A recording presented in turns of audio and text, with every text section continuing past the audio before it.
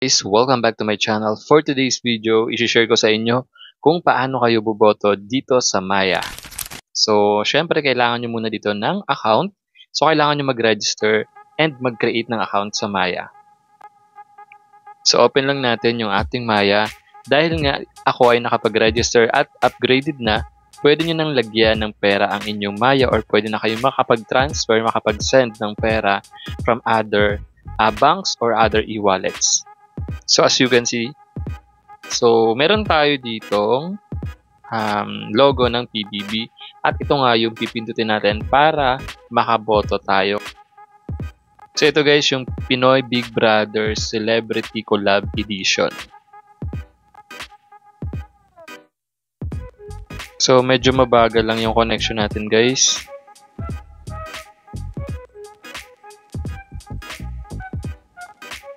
So, pindutin ulit natin. So, redirecting na tayo sa Pinoy Big Brother at dito nga pwede na tayong makapag-vote to save. So, yung pipiliin natin dito guys ay si... So, ayan guys. Once na pinindot nyo yung inyong isi-save. So, ayan guys, pwede kayong mag-save dito. So, itong evic, hindi pa po siya eligible or hindi pa po siya napipindot. So, isi-save natin guys dito si Wilbur.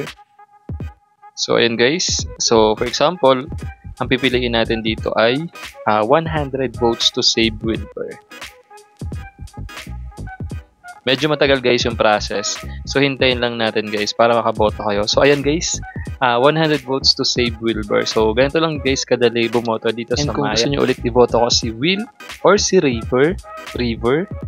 So, guys, comment down below para iboto ko ulit sila.